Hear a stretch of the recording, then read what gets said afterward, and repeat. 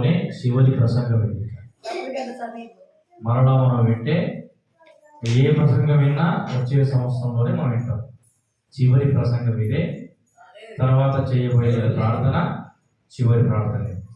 ఏ ప్రార్థన చేసినా, ఏ ప్రసంగం చేసినా, ఏ పాట పాడినా వచ్చే సంవత్సరం లెక్కలోకే వచ్చేస్తుంది. అయితే ప్రభునందులారా, ఇక 70 నిమిషాలు మాత్రమే ఉంది. అంతేనా? 70 నిమిషాలు మాత్రమే ఉన్నది కొత్త సంవత్సరంలో అడుగు పెట్టడానికై. మరి ఈ 70 నిమిషాల్లో మరి ఈ 70 నిమిషాలను విడగొట్టి రెండుతో భాగాహారం చేస్తే ఏంటంటే 35 నిమిషాలు అవుతుంది. 35 నిమిషాల్లో మరి ప్రసంగము, అలాగనే 35 నిమిషాల్లో ప్రార్థన చేసుకొని మనం 2023 సంవత్సరం 4వ సంవత్సరంలో అడుగు పెడతాం. ఈ 2023 సంవత్సరంలో నుంచి 2024 సంవత్సరంలో అడుగు పెట్టడానికి చాలా మంది త్రాగడము, తిరగడము, గద్వాల్లో మేము చూసాము. ఒక 3 వ్యక్తులు బైక్ మీద వస్తూ ఒక ఐరన్ రాడ్ తీసుకొని రోడ్డుకి రాసుకుంటూ పోతున్నారు. ఇప్పుడు ఏం సంతోషమో, ఏమంటామో, పిచ్చో అర్థమే. చూడండి ప్రభుత్వారా, క్రైస్తవులు కూడా ఈ సమయంలో ఎక్కడ ఉండాలి? మందిరంలో ఉండాలి. కానీ బయట తిరుగుతూ అన్య ఆచారాలను పాటిస్తూ మరి వారు దేవునికి దూరం అవుతున్నారు. చూడండి ప్రభుత్వారా, క్రైస్తవుడు మొట్టమొదటిగా చేయవలసినటువంటి పని, ఎందులోకి అడుగుపెట్టినా కూడా ప్రార్థన పూర్వకంగానే వెళ్ళాలి. మనం వ్యాపారాలకు వెళ్ళినా, వ్యాపారం నుంచి వచ్చినా, ఉద్యోగాలకు వెళ్ళినా, స్కూల్కి వెళ్ళినా, కాలేజీకి వెళ్ళినా, అక్కడి నుంచి వచ్చిన ఒక నెల నుంచి మరొక నెలలో అడుగు పెడుతున్నా, ఒక వారం నుంచి మరొక వారంలో అడుగు పెడుతున్నా, ప్రతి నిమిషము, ప్రతి సెకండు, ప్రతి గంట మారే కొలది మనము దేవునికి కృతజ్ఞులమై ఉన్నాం. ఈరోజు మనము సజీవంగా ఉన్నాం. 2022వ సంవత్సరము డిసెంబర్ 31 మొదలుకొని ఈ డిసెంబర్ 31 వరకు ఎంతమంది చచ్చిపోలేదు? అవునా కదా? ఎంతోమంది మరణించారు. అయితే మరి నీవు ఆ లిస్టులో లేవు, నేను ఆ లిస్టులో లేను. ఇంకా ఎంతోమంది హాస్పిటల్లో అడ్మిట్ అయ్యారు. ఆ లిస్టులో నీవు లేవు, నేను లేవు. మనం సజీవంగా ఉన్నాము అంటే ఇది ఎవరి కృప అంటే దేవుని కృప.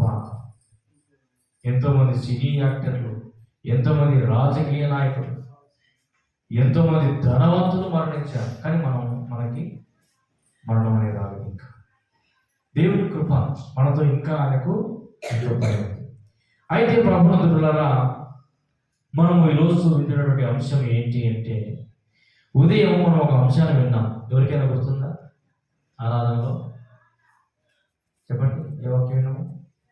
సువార్త వాక్యంగా, దేవుని ఆశ్రయించు వారికి దొరుకు ఆశీర్వాదాలు. అందులో 7 పాయింట్లు మనం విన్నాం కదా. ఆయన్ను ఆశ్రయిస్తే బ్రతుకుతాము, ఆయన్ను ఆశ్రయిస్తే సంతోషము, ఆయన్ను ఆశ్రయిస్తే నెమ్మది, ఆయన్ను ఆశ్రయిస్తే జయము, ఆయన్ను ఆశ్రయిస్తే సురక్షితం, ఆయన్ను ఆశ్రయిస్తే స్థిరంగా ఉంటాము, ఆయన్ను ఆశ్రయిస్తే ఆయన మనకు కీడముగా ఉంటాడు అని 7 పాయింట్లు మనం విన్నాం. అయితే ఇప్పుడు దీనికి కొనసాగింపుగా మరొక వాక్యం విన్నాం. ఈ వాక్యానికే కొనసాగింపు. మొదటిగా మనం ఉదయము ఆశ్రయించే వారికి దొరికే ఆశీర్వాదాల గురించి మనం విన్నాం. మరి ఈ ఆశీర్వాదము మనకు దొరకాలంటే మనం ఎలా ఉండాలి అంశం. ఈ ఆశీర్వాదము ఆశ్రయించే వారికి దొరికే ఆశీర్వాదం. ఇప్పుడు ఈ ఆశీర్వాదం మనం లభించాలి అంటే మనం ఎలా ఉండాలి అన్నది అంశం. ఇంగ్లీష్లో ఆశీర్వాదాన్ని ఏమంటారంటే ఎవరైనా తెలుసా? ఇంగ్లీష్లో బ్లెస్సింగ్ అంటారు. మరి మనం దేవుని చేత ఆశీర్వదించబడాలి అంటే ఏమి చేయాలి అంశం. దేవుని చేత ఆశీర్వదించబడాలి అంటే ఏమి చేయాలి? ఈ బ్లెస్సింగ్ అనేటువంటి పదము ఎన్ని అక్షరాలు ఉన్నాయండి? BLESSING. ఎన్ని అక్షరాలు? 8 అక్షరాలు. దేవుని చేత ఆశీర్వదించబడాలి అంటే ఏమి చేయాలి అన్నదానికి ఈ BLESSINGలోనే మనము విందాం. బి ఏమి మనకు నేర్పుతుంది, ఎల్ అలాగ అన్ని అక్షరాల్లోనే దేవుని చేత ఆశీర్వదించబడాలంటే ఏమి చేయాలనేదే మనం ఈరోజు నేర్చుకుందాం. మొట్టమొదటి అక్షరం ఏంటండి? బి. బి అనగా మనకు మొబైల్లో కూడా కనబడుతుంది, డిస్ప్లేలో ఉంటుంది. డిస్ప్లే, మొబైల్లో డిస్ప్లే ఉంది, డిస్ప్లే ప్రతి సెల్ ఫోన్లో ఉంటుంది కదా. ఆ డిస్ప్లేలోకి వెళితే సెట్టింగ్స్లోని డిస్ప్లే, ఆ డిస్ప్లేలోకి వెళితే లైట్ హెచ్చు తగ్గులు పెంచుకోవడానికి బి అనే అక్షరంతో ఒక పదం ఉంటుంది. ఏదది? బ్రైట్నెస్. ఏంటండి? బ్రైట్నెస్. దేవుని చేత మనము ఆశీర్వదించబడాలంటే మొట్టమొదటి పాయింట్ ఏంటండి? మనం ఎలా ఉండాలి? బ్రైట్నెస్ గా ఉండాలి. బ్రైట్నెస్ అనగా ఏంటి? బ్రైట్నెస్ అనగా ప్రకాశము లేక వెలుగు. ప్రకాశిస్తూ ఉండాలి. దేవుని చేత మనం ఆశీర్వదించబడాలి అంటే మొట్టమొదటిగా ప్రకాశిస్తూ ఉండాలండి. మనం దానియేలు గ్రంథములో 12వ అధ్యాయములో 3వ వచనాన్ని మనం ఒకసారి జ్ఞాపకం చేసుకుందాం. దానియేలు గ్రంథము 12వ అధ్యాయము 3వ వచనం. బుద్ధిమంతులైతే ఆకాశ మండలములోని జ్యోతులను పోలిన వారై ప్రకాశించెదరు. ఎలా ఉండాలంటే మనము దేవుని చేత ఆశీర్వదించబడాలి అంటే ప్రకాశిస్తూ ఉండాలి. కొందరు ముఖాలు, దేవుని నమ్ముకున్నటువంటి వారి ముఖాలు ఎలా ఉంటాయంటే ప్రకాశిస్తూ ఉంటాయి. అతను చూడగానే మనం గుర్తుపట్టగలుగుతాం, ఇతను దేవుడు నమ్మిన వాడు, ఈమె దేవుని నమ్ముకుంది. ఎలా చెప్పగలుగుతున్నామంటే ఈమెలో ఒక తేజోమానం కనబడుతుంది, ఒక ప్రకాశవంతమైన వెలుగు కనబడుతుంది. ఎవరలా కనబడతారండి? అందరూ అలా కనబడతారా? ఎవరైతే బుద్ధిమంతులుగా ఉంటారో, బుద్ధిమంతులైతే అంట చూడండి, బుద్ధిమంతులైతే ఆకాశ మండలములోని జ్యోతులు. మనము పోయిన వారం అనుకుంటారు మాట ఏంటి ఏంటంటే ఆకాశ మండలంలో ఎన్ని జ్యోతులు ఉన్నాయండి? ఎన్నున్నాయండి? నక్షత్రాలు కాకుండా ఎన్నున్నాయి? 2 జ్యోతులు. చిన్న జ్యోతి, పెద్ద జ్యోతి. పెద్ద జ్యోతి ఎప్పుడు వస్తుంది? పగలు వస్తుంది. చిన్న జ్యోతి ఎప్పుడు వస్తుంది? రాత్రి వస్తుంది. అయితే బుద్ధిమంతులైతే అంట ఎలా ఉంటారంట? ఆకాశ మండలంలో ఉన్నాయే జ్యోతులు, ఆ జ్యోతులను పోలిన వారే ప్రకాశిస్తారంట. మరి నీవు దేవుని చేత ఆశీర్వదించబడాలి అంటే ఎలా ఉండాలి? మొట్టమొదటిగా ప్రకాశమానముగా ఉండాలి, వెలుతురు వలె ఉండాలి, బ్రైట్నెస్ నీలో ఉండాలి. నాకు ఆశీర్వాదం కావాలి, నాకు ఆశీర్వాదం కావాలి, నాకు ఆశీర్వాదం కావాలి అని అనుకుంటున్నావే, కానీ నీకు ఆశీర్వాదం లభించట్లా. నీవు అనుకుంటున్నావు నాకేంటి, ఎంత ప్రార్థన చేసినా కూడా నాకు ఆశీర్వాదం లభించడం లేదు, నాకు ఆశీర్వాదమే దొరకడం లేదే అని నీవు అనుకుంటున్నావు. కానీ ప్రభునందులారా, మరి నిజంగా నీకు ఆశీర్వాదం అనేది లభించాలి అంటే, ఆశీర్వాదం అనేది నీకు లభించాలి అంటే దానియేలు గ్రంథములో రాయబడిన విధముగా నీవు ప్రకాశిస్తూ ఉండాలి. ఎలా ఉండాలంటే నీవు ప్రకాశిస్తూ ఉండాలి. చూడండి ప్రభునందులారా, అలాగనే మరొక మాట మనం విందాం. మొదటి పాయింట్ ఏంటి? బ్రైట్నెస్. దేవుని కొరకు. ఎవరి కొరకు ప్రకాశించాలి? దేవుని కొరకు ప్రకాశించాలి, నీ కోసము కాదు. నీవు దేవుని చేత ఆశీర్వదించబడాలంటే ఈ ఆశీర్వాదం అనేది ప్రభునందులారా మనుషుల దగ్గర దొరికేది కాదు. చాలా మంది ఏం చేస్తారంటే ఆశీర్వాదం కొరకు చాలా మంది మూర్ఖులు ఏమి చేస్తారు అంటే, మరి ఒక పండగ వస్తుంది, దసరా పండుగ రాగానే ఏం చేస్తారంటే పెద్దోళ్ళ చేత ఆశీర్వాదం పొందుకోవడానికి ఒక జమ్మి చెట్టు తీసుకొని, జమ్మాకు తీసుకొని పెద్దోళ్ళకి ఇస్తారు. మరి నువ్వు పెద్దవాడివి కదా నాకంటే, నువ్వు ఒక తాగుబోతువే కావచ్చు, తిరిగిపోతువే కావచ్చు, లేకపోతే నీకు 2-3 భార్యలు ఉన్నా పర్లేదు, నువ్వు మరి మంచి సంసారికుడు అయినా పర్లేదు, కాకపోయినా పర్లేదు, నీవు పెద్దవాడివి అంతే. నీవు పెద్దవాడివి కాబట్టి నీ ఆశీర్వాదం నాకు లభించాలి అని ఏం చేస్తుంటారంటే ప్రభునందులారా, ఈ జమ్మాకు తీసుకొని పోయి పెద్దలకు ఇస్తుంటారు. ఈ జమ్మి ఆకు తీసుకొని పోయి పెద్దలకు ఇచ్చి వారికేత ఆశీర్వాదం పొందుతారు. వాళ్ళు ఏం చేస్తారు? నిండు నూరేళ్ళు ఆయుషుతో బ్రతుకు అని దీవిస్తారు. దీవించేంత మాత్రాన్ని ఆశీర్వదించబడతారండి. వాళ్ళు ఆశీర్వదించేంత మాత్రాన మనం ఆశీర్వదించబడతామా? వాళ్ళు ఎన్నేళ్ళు బ్రతుకుతారో వారికే తెలియదు, వాళ్ళు ఎప్పుడు కొనుక్కుంటారో వారికే తెలియదు. ఒకరు ఆయుష్ను దయచేయాలి అని చెప్పి, ఒకరు ఆయుష్ కావాలి అని చెప్పేసి మనం దీవిస్తే, ఆశీర్వదించాలి అంటే వాళ్ళు నిండు నూరేళ్ళు బ్రతకాలి. నిండు నూరేళ్ళు బ్రతక కలిగిన వాడు మాత్రమే మనల్ని ఆశీర్వదించగలరండి ప్రభునందులారా. కాబట్టి ప్రభునందులారా, మనము దేవుని చేత ఆశీర్వదించబడాలి అంటే దేవుని విషయంలో మనం ఎలా ఉండాలండి? ప్రకాశిస్తూ ఉండాలి, ప్రకాశిస్తూ ఉండాలి. రెండవ పాయింట్ మనం ఇద్దాం. ఆ రెండవ అక్షరం ఏంటి? ఎల్. ఎల్లో జంతువుతో కూడినటువంటి పేరు ఏదైనా ఉందా? లయన్. పిల్లలు చాలా హుషారన్నారు. ఈరోజు మీ చేతనే మాట్లాడిస్తాను, మీకు సంబంధించిన మాటలు ఇవన్నీ మీకు నిద్ర రాదు. చూడండి ప్రభుత్వం, ఎల్లనగా లయన్. మరి దేవుడి చేత ఆశీర్వదించబడాలి అంటే ఎలా ఉండాలి? లయన్ వలె ఉండాలి. లయన్ చాలా మంది నాతో పెట్టుకోవద్దు, నేను ఎవరిలో తెలుసా?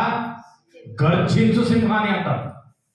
సింహం వలె. సింహానికి నాకు ఏంటి తేడా? ఏదో సినిమా డైలాగ్ ఉంది, సింహానికి నాకు ఏమీ తేడా లేదంట. ఏంటంట? అది గడ్డం గీసుకోదు, నేను గడ్డం గీసుకుంటానంట. Cinema dialogue. గర్జించు సింహం అంటారు. చూడండి ప్రభుత్వారా, దేవుడి చేత ఆశీర్వదించబడాలంటే గర్జించు సింహం వలె కాదు. ఇక్కడ రాయబడింది సామెతల గ్రంథంలో ఒక మాట చదువుకుందాం. 28:1. సామెతల గ్రంథం 28:1.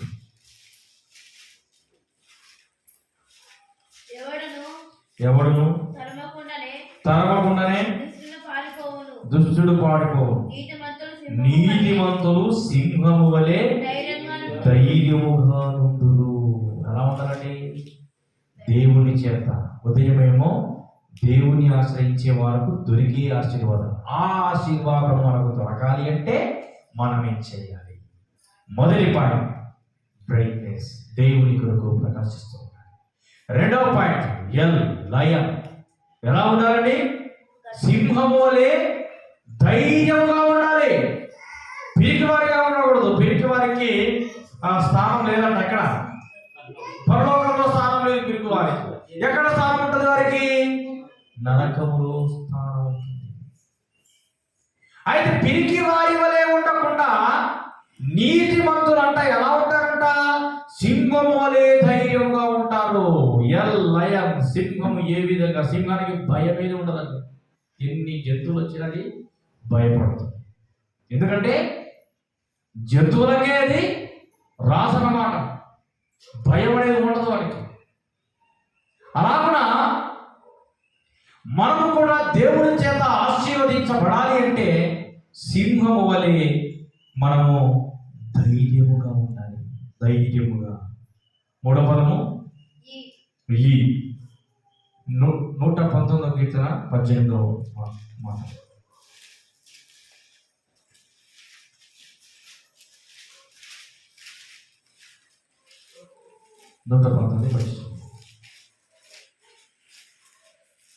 నేను నీ ధర్మశాస్త్రమునందు ఆశ్చర్యమైన సంగతులను చూపునను నా కన్నులు తెరువుము. మూడవ పాయింట్ ఏ పదము? మూడవ పాయింట్ ఏంటి? ఈ అనగా మన బాడీలో, మన తలలో, మన హెడ్లో ఈ అనేటువంటి అక్షరంతో ఏదైనా ఒక పదం ఉందా? అయ్యింది ఇయ్యరు. ఇయ్యర్ అంటే చెవి, అయ్యనగా కన్ను. ఈ వచనం ప్రకారంగా ఏమని చెప్పవచ్చు మనము? చదవండి. ఏమని రాయబడింది అక్కడ 118:18లో? నేను నీ ధర్మశాస్త్రమునందు ఆశ్చర్యకరమైన సంగతులను చూచున్నట్లు నా కనులు తెరువు అంటున్నాడు కీర్తనకారుడు. అయితే మన కంటితో చెడు ఏమాత్రము కూడా చూడకుండా ఈ అనేటువంటి పదమును బట్టి మనం చూస్తున్నాము. దేవుని చేత ఆశీర్వదించబడాలి అంటే దేవుని కొరకు ఆశ్చర్యకరమైన సంగతులను చూచే కన్నులు కలిగి ఉండాలి. దేవుని కొరకు ఆశ్చర్యకరమైన సంగతులు. చెడును కాదు చూడవలసింది మనం, చెడును కాదు. ఏమి చూడాలి? ఆశ్చర్యకరమైన సంగతులు, దేవుని సంగతుల్ని మాత్రమే మనం చూడాలి. చాలా మంది చెడు చూస్తారు. మొదటిసారి చూడడం తప్పుగా, మొదటిసారి చూడడము తప్పుగా. దావీదు మరి బత్షెబతో పాపం చేయకముందు ఆమెను నగ్నంగా చూశాడు. మొదటిసారి చూశాడు, తప్పు కాదు. అంటే తెలియక చూశాడు. మొదటిసారి చూసి తెలిసి కూడా రెండోసారి చూశానే, అది తప్పు. మన కన్నులు తెలియక మొదటిసారి చూడవచ్చు ఏమో, కానీ రెండవసారి చూడడం పాపం. అది చూడకూడదు, తెలిసి చూడడం అన్నమాట. అందుకే ఆమెతో పాపం చేసినట్టుగా మనం చూస్తున్నాం. అటువంటి చెడు వాటిని చూడకుండా ఈ 2023వ సంవత్సరములో నుంచి 2024వ సంవత్సరములో మనకు ఆశీర్వాదాలు కలగాలి అంటే, మనకు ఆశీర్వాదాలు లభించాలి అంటే 2024వ సంవత్సరం అంతా కూడా మనకు ఆశీర్వాదాలు కలగాలి అంటే మన కన్నులతో ఆశ్చర్యకరమైన సంగతులను చూడాలి, చెడు వాటిని కాదు. ప్రభుత్వ ఎన్ని పాయింట్లు అయిపోయినాయి? 3 పాయింట్లు. B brightness, L lion, E ice. తర్వాత పదము ఎస్. ఎస్ అనేటువంటి పదాన్ని మనము ఎలా ఉపయోగించుకోవాలి అంటే, ఎస్ అనగా దేవుని చేత మనము ఆశీర్వదించబడాలి అంటే ఎస్ను సక్సెస్, ఎస్ అనగా సక్సెస్గా ఉండాలి, సక్సెస్ఫుల్గా ఉండాలి. యెహోషువ గ్రంథము 1వ అధ్యాయం 8వ వచనం. మరి ఆ సక్సెస్ కలిగి ఉండాలంటే ఒకసారి 1వ అధ్యాయం 8వ వచనం.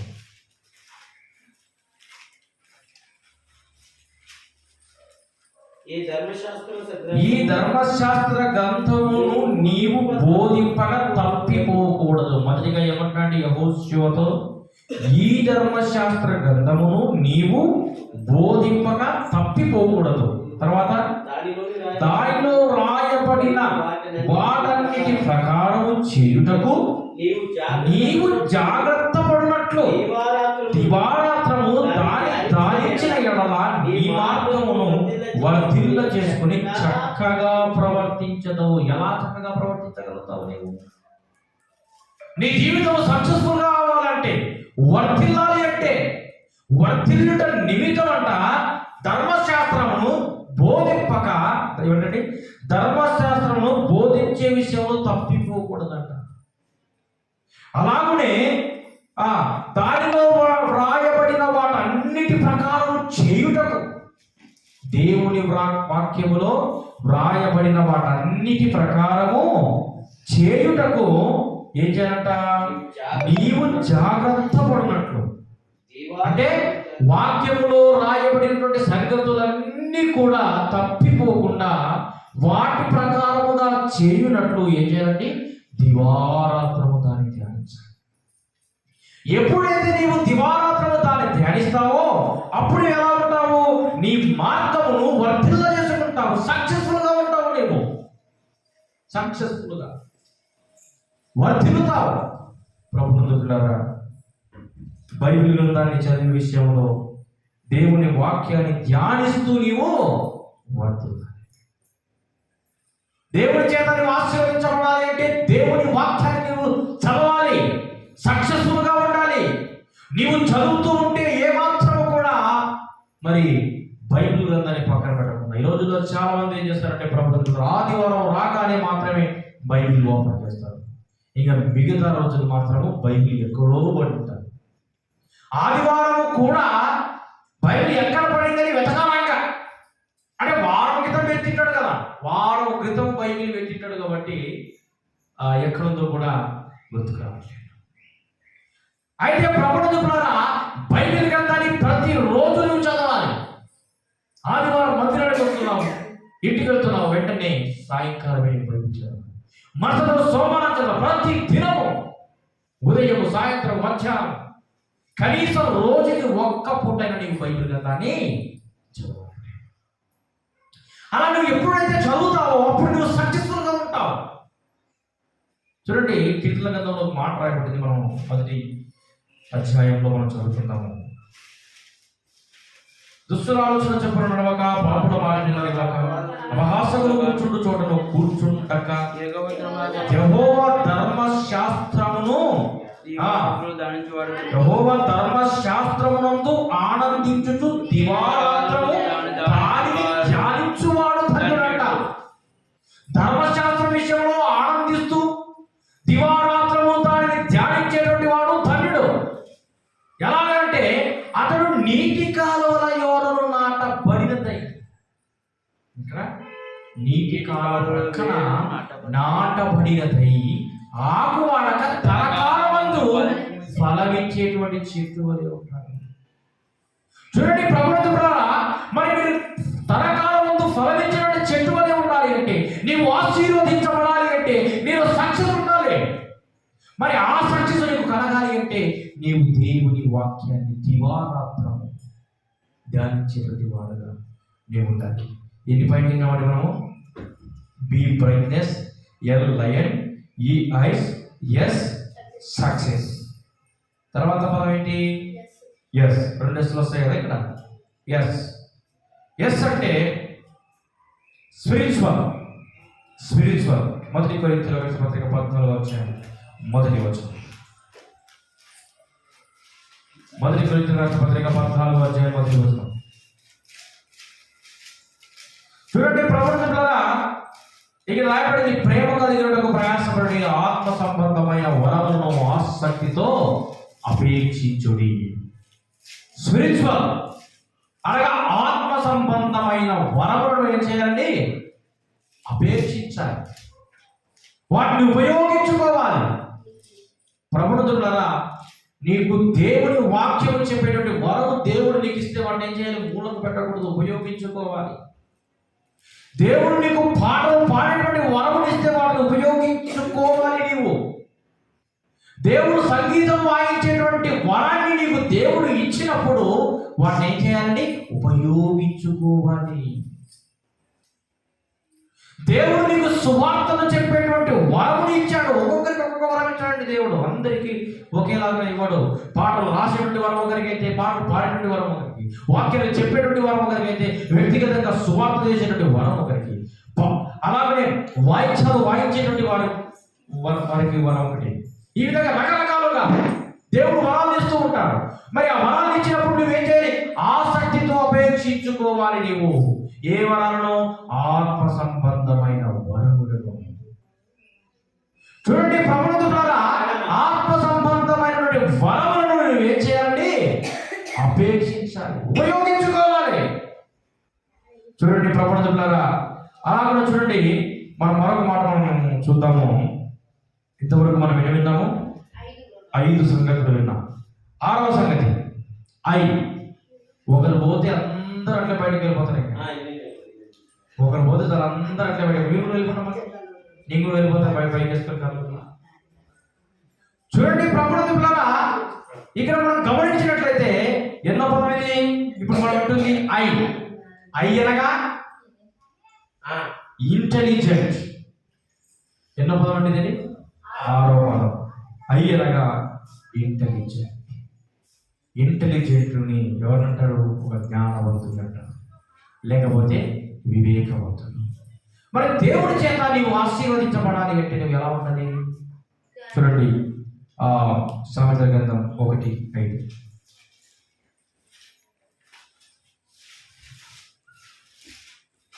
జ్ఞానము గలవాడు విని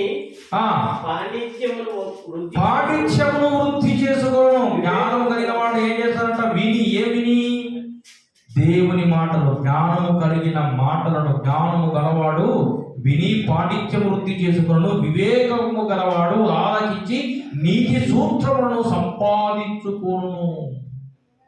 నీతి సూత్రాలను చూడండి ప్రపంచంలో.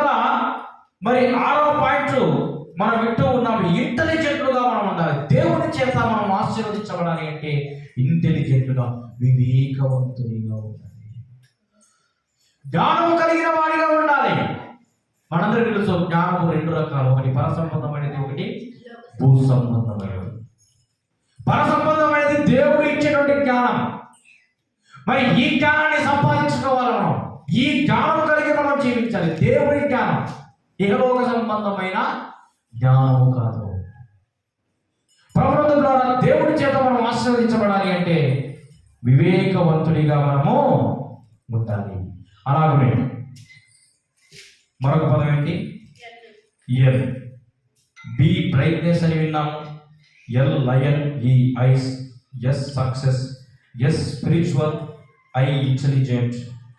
ఎన్ ఎన్ ఒకసారి మనము పేతురు రాసిన మొదటి పత్రిక 2వ అధ్యాయం 2వ వచనం.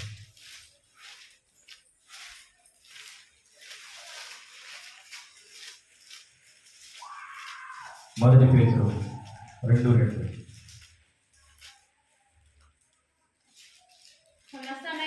సమస్తమైన దుష్టత్వము, సమస్తమైన కపటమును, వేషధారణను, అసూయను, సమస్త దూషణ మాటలను మాని కొత్తగా జన్మించిన శిశువులను కోరిన వారే నిర్మలమైన వాక్యమును పాల వలన రక్షణ విషయంలో ఎదుగు నిమిత్తము ఆ పాలను అపేక్షించండి. చూడండి ప్రభుత్వం ఇక్కడ మనం గమనించినట్లయితే ఎన్ అనగా న్యూ బోర్న్,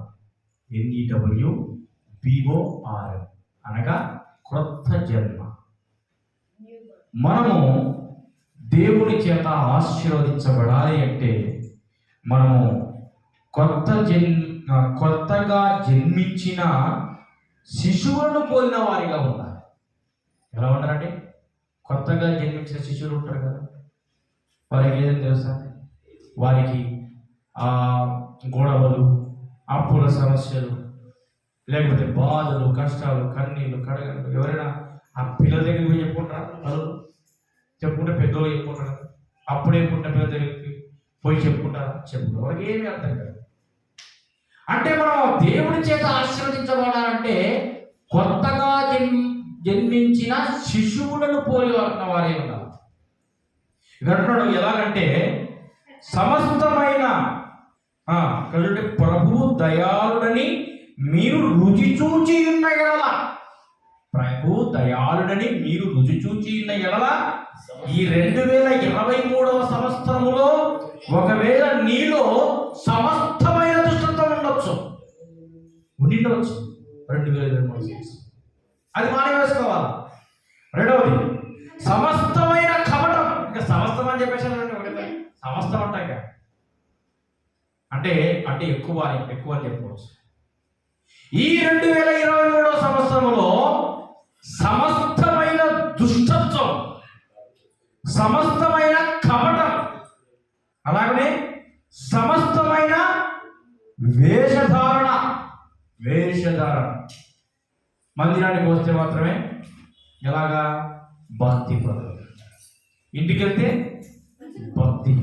భక్తిహీనుడుగా కాదు, ఒక అన్యుడి కంటే ఎక్కువగా ప్రవర్తిస్తూ ఉన్నాడు. ఒక అన్యుడు కూడా ఆ విధంగా ప్రవర్తించడేమో, కానీ మందిరానికి వస్తే మాత్రము ఎంత భక్తిపరువో చుట్టుపక్కల అనుకుంటారు, అయిపోయిన ఈమె ఎంత భక్తిపరురాలబ్బా,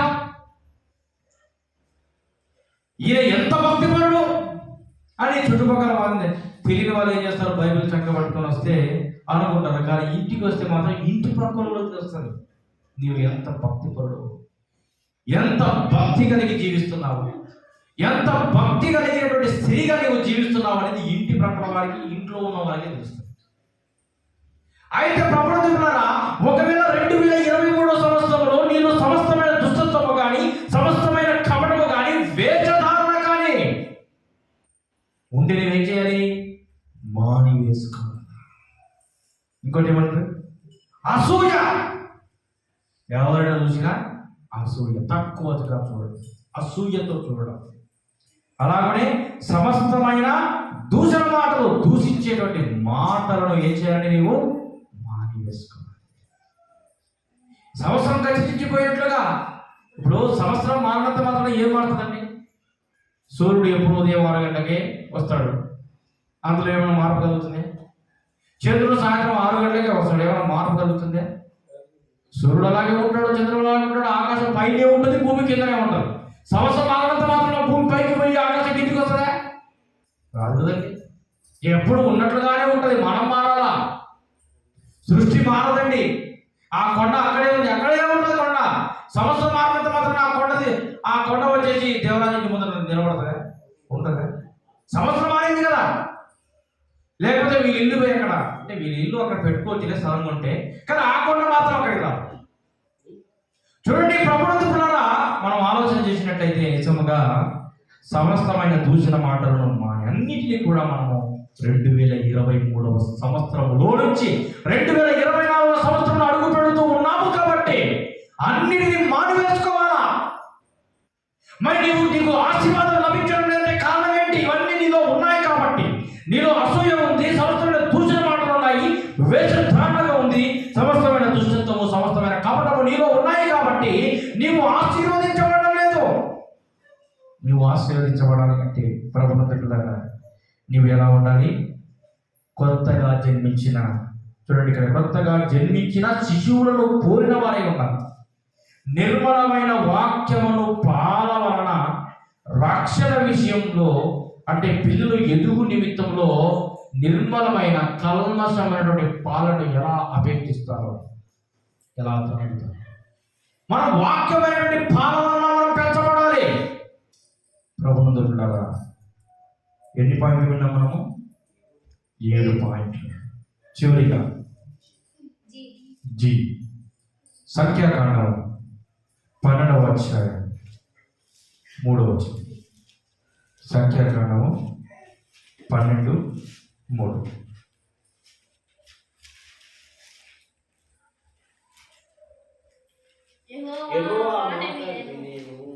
యెహోవా ఆ మాట వినెను.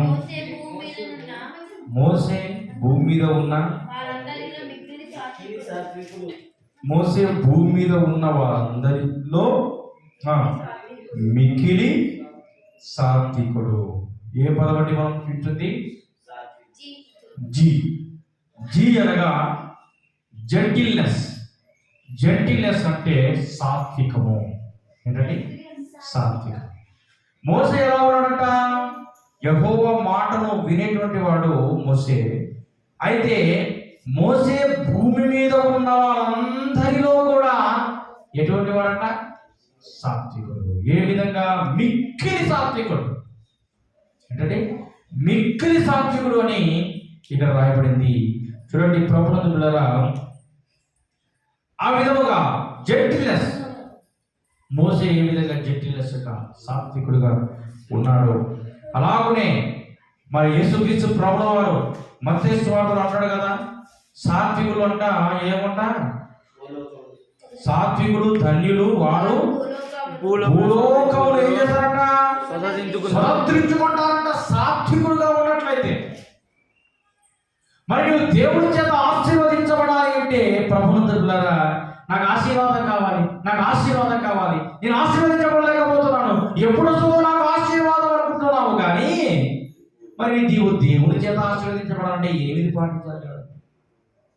ఈ 8 పాయింట్లు నీలో ఉండాలి, ప్రకాశిస్తూ ఉండాలి. బ్రైట్నెస్. అలాగనే సింహం వలె ధైర్యముగా ఉండాలి. దేవుని కొరకు ఆశ్చర్యకరమైన సంగతులను చూసేటువంటి కనులు కలిగి ఉండాలి. దేవుని వాక్యము ధ్యానిస్తూ వర్తిల్లుతూ ఉండాలి. స్పిరిచువల్, ఆత్మ సంబంధమైన వరములను ఉపేక్షించాలి. ఇంటెలిజెంట్, వివేకవంతుడిగా ఉండాలి. న్యూ బోర్న్, కొత్తగా జన్మించిన శిశువులను పూర్ణ వారిగా ఉండాలి. జీ జెంటిల్నెస్, సాత్వికము కలిగి ఉండాలి.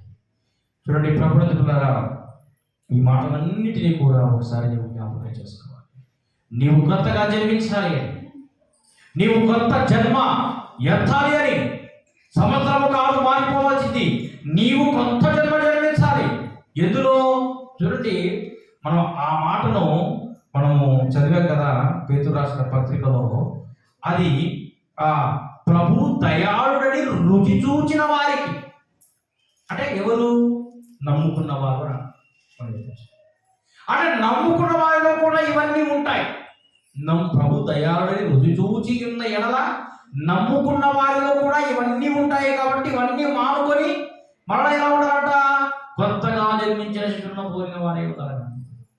జంటిల్నెస్, సాత్వికంగా నీవు కొత్తగా జన్మించాలి, కొత్త జన్మ జన్మించాలని యేసుక్రీస్తు ప్రభుల వారు 2023 సంవత్సరాల క్రితము నీ కోసం, నా కోసం నూతన జన్మని ఉండాలని, సంవత్సరాలు కాదు, నెలలు కాదు, రోజులు కాదు గడిచిపోవచ్చింది, నీ జీవితం మారిపోవాలా. కాబట్టి ప్రభుత్వారా 8 పాయింట్లు బ్లెస్సింగ్ లో 8 పాయింట్లు నీవు దేవుని చేత ఆశీర్వదించబడాలంటే ఏమి చేయాలి అని 8 పాయింట్లు విన్నావు.